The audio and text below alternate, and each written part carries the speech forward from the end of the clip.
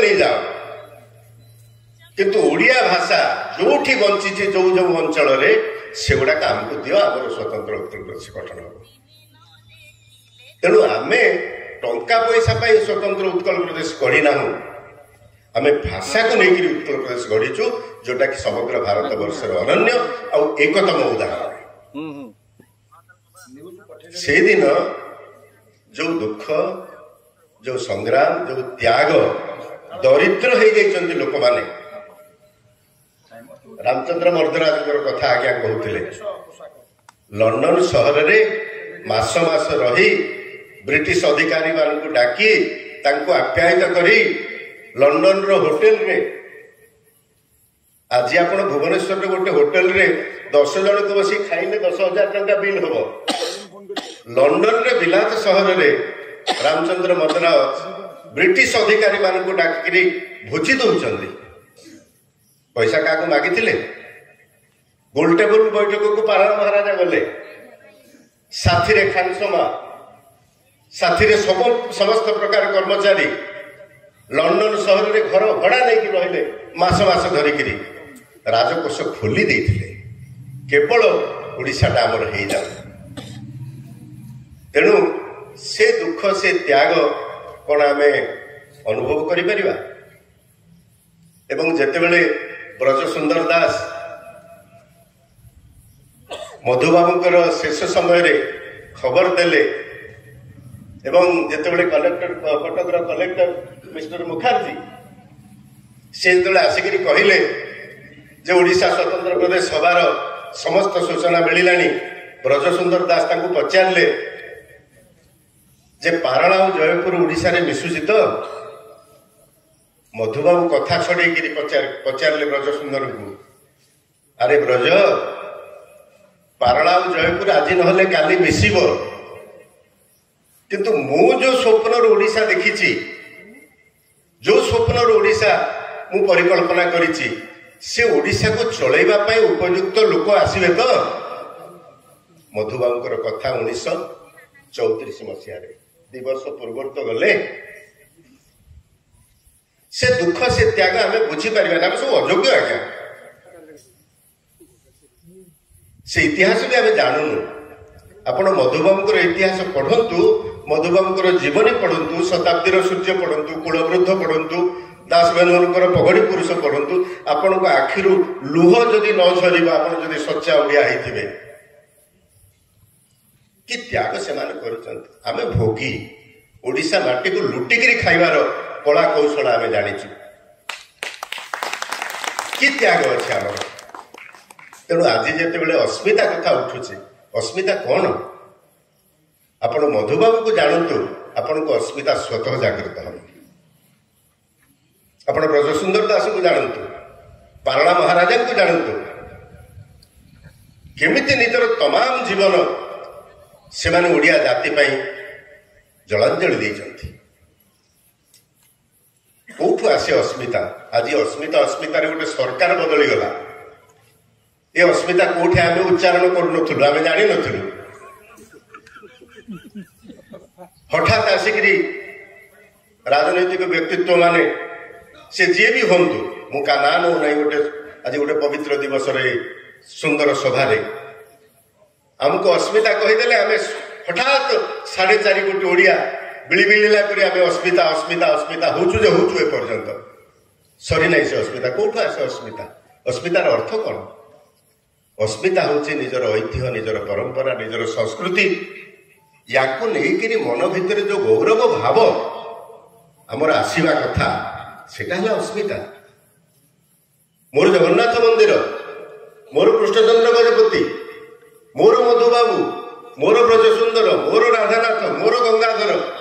मोर गौरीशंकर राय मु ओडिया भाव में केते जन को जानी जानी किछि मुझे जानी मोर पिला माने जानी केमिति अस्मिता आसीबो जदि आपण बेगुनिया माटीर इतिहास को जानवेनि आज प्रोफेसर पाणिग्राही बहुत उल्लसित होकर अत्यंत उत्फुल्लित होकर डेउछन्ति नाचुछन्ति कहीं ए जगटा ताकर ए जगटार अणु परमाणु को से जानी ଆସୁଛି ଗୌରବବୋଧ। ଆମର କାନନ କୂଳ କୁଞ୍ଜରେ ମନୋଜ୍ଞ ପରିସରରେ ମନୋଜ୍ଞ ପରିବେଶରେ ସଭା ଅନୁଷ୍ଠିତ ହବ କହିଲା ବେଳେ ତାଙ୍କୁ ଭାରି ଉଲ୍ଲସିତ ଲାଗୁଛି। ତେଣୁ ଆମ ଓଡ଼ିଶାରେ ଆମର ଉଲ୍ଲାସ ପାଇଁ, ଆମର ଅସ୍ମିତା ପାଇଁ, ଆମର ସ୍ୱାଭିମାନ ପାଇଁ ଅଜସ୍ର କଥା ଭରପୁର ହେଇକି ରହିଛି। ତାକୁ ନ ଜାଣିଲେ ଅସ୍ମିତାଟା କେମିତି ଆସିବ? ଆଜିର ଦିନରେ ଲକ୍ଷ ଲକ୍ଷ ଲୋକ ଯାଉଛନ୍ତି ଜଗନ୍ନାଥଙ୍କୁ ଦେଖିବା ପାଇଁ। ଜଗନ୍ନାଥ ମନ୍ଦିର ଗୋଟେ ପବିତ୍ର କ୍ଷେତ୍ରରୁ ବର୍ତ୍ତମାନ ପରିବର୍ତ୍ତନ ହେଇଯାଇଛି ଗୋଟେ ପର୍ଯ୍ୟଟନ କ୍ଷେତ୍ରରେ। ବହୁତ ସୁନ୍ଦର। ଯେମିତି ଆପଣ ଶିମଲା ଦାର୍ଜିଲିଂ ଯାଉଛନ୍ତି ବୁଲିବା ପାଇଁ, କୁଲ୍ଲୁ ମନାଲି ଯାଉଛନ୍ତି ବୁଲିବା ପାଇଁ, ପୁରୀକୁ ସେମିତି ଆପଣ ଯିବେ। କୁଆଡ଼େ ଗଲା ସେ ମଠ ମନ୍ଦିର, ପୁରୀର ସେ ଇତିହାସ? ତାକୁ ଆମେ ଆନ୍ତର୍ଜାତିକ ପର୍ଯ୍ୟଟକ କଣ ଜଗନ୍ନାଥ ମନ୍ଦିରକୁ ଜଗନ୍ନାଥ ମନ୍ଦିର ଗୋଟେ ବ୍ରାଣ୍ଡ? ଜଗନ୍ନାଥ ମନ୍ଦିରକୁ ଆମେ ବିକିବୁ, ମାର୍କେଟିଂ କରିବୁ?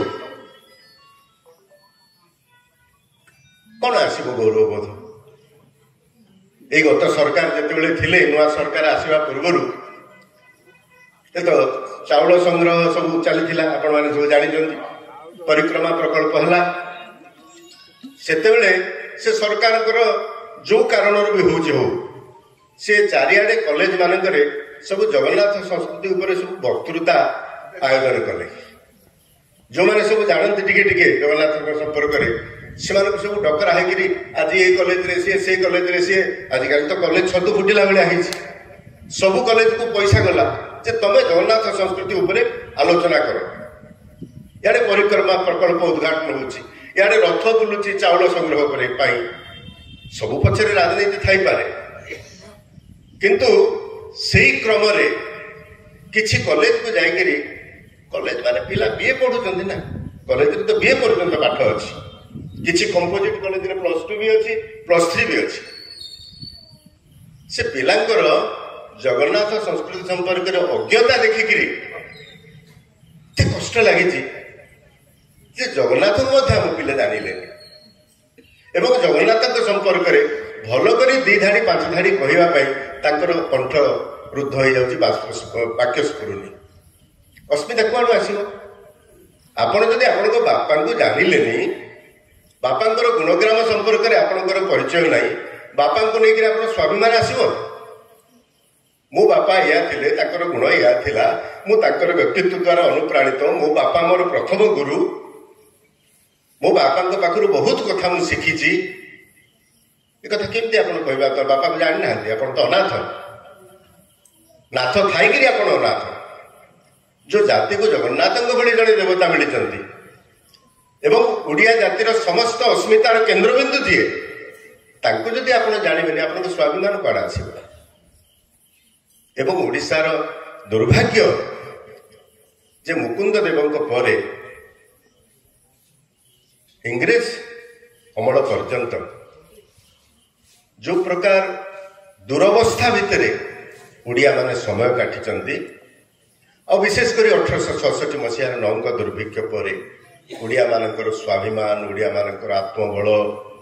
ଏଗୁଡ଼ାକ ଏତେ ନ୍ୟୁନ ସ୍ତରକୁ ଚାଲି ଯାଇଛି ଯେ ମଧୁବାବୁ ନିଜର ବକ୍ତବ୍ୟରେ କହିଛନ୍ତି ଯେ ସିଏ ଯେତେବେଳେ କଲିକତା ଛାଡ଼ିକିରି ଓଡ଼ିଶାକୁ ଆସିଲେ ଏବଂ ଓଡ଼ିଆ ମାନଙ୍କୁ ଦେଖିଲା ବେଳକୁ ଓଡ଼ିଆ ମାନେ ଜୀର୍ଣ୍ଣ ଶୀର୍ଣ୍ଣ, କାହା ମୁହଁରେ ଭାଷା ନାହିଁ, କାହା ମୁହଁରେ ଜ୍ୟୋତି ନାହିଁ, କାହାର କର୍ମ ପ୍ରବଣତା ନାହିଁ, ଉତ୍ସାହ ନାହିଁ, ଗୋଟେ ଜାତି ନିର୍ବେଦ। ସେଇଥିପାଇଁ ପ୍ରଥମ କାମ ହେଲା ଏ ଜାତିର ଜୀବନୀ ଶକ୍ତି ଅଛି କି ନାହିଁ ମଧ୍ୟ ଜଣାପଡୁନି, ନାଟିକା ଚାଲୁଛି କି ନାହିଁ ଜଣାପଡୁନି। ଏ ଜାତିର ଅସ୍ମିତା, ଉତ୍ସାହ, ଉନ୍ମାଦନା, ସ୍ୱାଭିମାନ ଗୋଟେ ଜାତୀୟ ସ୍ତରରେ ଏତେ ନିମ୍ନ ସ୍ତରରେ ଅଛି ଯେ ଏ ଜାତି ଆଗକୁ କେମିତି ବଢିବ? ତେଣୁ ମଧୁବାବୁଙ୍କର ପ୍ରଥମ କାର୍ଯ୍ୟ ହେଲା ଯେ ଓଡ଼ିଆ ମାନଙ୍କୁ ଉଠେଇବା। ସେଇଥିପାଇଁ ତ ସିଏ କହିଲେ, ଉଠରେ ଉଠରେ ଉତ୍କଳ ସନ୍ତାନ, ଉଠିବୁ ତୁ କେତେ ଦିନେ, ପୂର୍ବ ଗୌରବ ପୂର୍ବ ମହିମା ପଡୁନାହିଁ କିରେ ମନେ, ତୋହର ଜନନୀ ବୀର ପ୍ରସବିନୀ ଧୂଳିରେ ପଡ଼ିଛି ଦେଖ, ଜନସମାଜରେ ମହି ମଧ୍ୟରେ କିଭଳି ଦେଖାଉ ମୁଖ। गोदावंश महापात्र आहरी तेजियान स्वर में कहले उठ कुंकाल छिड़ु श्रृंखल जाग दुर्बल आदि उठु गत गौरव हृत गौरव राजे कहीं कविता मुझे ओडिया दस्तखत कली ता साइड रे टेलीफोन नंबर भी लिखा पड़ुଛି आजिकल तेणु ओडिया अंकरे जो मोर टेलीफोन लिखिली से दायित्व थे कहले सर आपण ही किछि लोक आपण आगु 5-10 जन ओडिया दस्तखत करते आपण ओडिया दस्तखत कले ओडिया अंकरे लिखिले टेलीफोन नंबरटा अन्य माने किछि लोक ओडिया दस्तखत करछन्ती किंतु टेलीफोन नंबरटा इंग्रजी अंक लिखछन्ती आ मने पडुनी लोकंकर ओडिया अंक लिखिया पाई कौन है आमर आम बसिकी आमर पूजरे केते पार्टी कंठ चित्कार कले कौन हम यही सचेतनता आम भर किए आनू आज्ञा मु भाषण देकी आनीपारि आप पाखे आमर दस्तखतटा करवाटा ओडिया दस्तखत करवाटा आम भूलीगलुनी आप ये गोटे कथा नहीं अजस्र उदाहरण आप जो देखुं आपन खाता भी देखते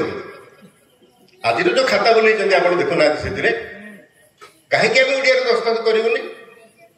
आड़िया स्वाभिमान खाली भाषण मारे कौन हम एमती हजार हजार वर्ष उत्कल दिवस पालन कले भी कौन हम उत्कल दिवस आम पालन करमर इतिहास टाइम जाना से दिन गोटे सुजोग आम कि कथा तो कान शुणिले समस्ते कौन बही पढ़ी पकाउछन्ति किछि वक्ता जो माने से विषय रे अनुध्यान अच्छी जो मानकर प्रवेश अच्छी से माने आसिले कहले 15 मिनिट रे आमे 150 पृष्ठा बही सारा आपण पाइगले एठे आउ आम भितरे टिके उत्कलीय भावनाटा आम भितरे जागृत हो उत्कलीय भावना बोले कौन उत्कलीय भावना कहले आम शुद्ध भाषा रे कथबार्ता करबा आम ओडिया भाषा रे कथबार्ता करबा अनेक लोक कहते जे इंग्राजी माध्यम स्कूल अरे इंग्राजी माध्यम सबु काले थिला एबे बोली नहीं एबे संख्या बढ़ी जाइए इंग्राजी माध्यम स्कूल कौन आगुरी नथिला आपण कन्वेंट स्कूल ऑक्सफोर्ड स्कूल गुड़ा सब देखुना पूरा 100 वर्ष है आम राजा जमीदार मान तो जाकर रायपुर राजकुमार कॉलेज में जाकर पाठ पढ़ुले तेणु इंग्राजी भाषा किसी असुविधा नहीं गोटे पिला 5 वर्षर शिशु सी एका साथी 6टा भाषा शिखिपार मनोवैज्ञानिक गवेषणा होकर देखाई गोटे पिलार ज्ञानेन्द्रिय गोटे शिशुर ज्ञानेन्द्रिय एत शक्तिशाली जे से गोटे समय आप शिखई पारे एभली गोटे वातावरण भितर रखिए जो 6टा प्रकार भाषा चलु से 6टा भाषा शिखिदेव अंतत कथित भाषा लेखापढ़ाटा अलग कथा आम पिला मैंने ओडिया कथबार्ता हमारे कौन असुविधा अच्छी मोर नातुणी इंग्राजी माध्यम स्कूल रे पढ़ुची मो बो थिला एबे गत वर्ष चलीगला आम घरे परिष्कार शुद्ध ओडिया भाषा आम तो गंजामी लोक परिष्कार शुद्ध ओडिया भाषा कथा हो मो नातुणी मध्य परिष्कार शुद्ध ओडिया भाषा कथबार्ता कर पाठ पढ़ुची इंग्राजी कौन है किंतु आमर जो कृत्रिमता आमर ये छलना आत्म प्रतारणा ये घोर आत्मघाती आम जाति एवं आम निमंत्रण पत्र आपड़ देखो आप बाहागर समय आपड़ देखिए जब गोटे बाहागर में आपको 50टा निमंत्रण पत्र आसी भर 40टा निमंत्रण पत्र इंग्राजी थी आज्ञा कहीं कौन है जातिर कौन है ओडिया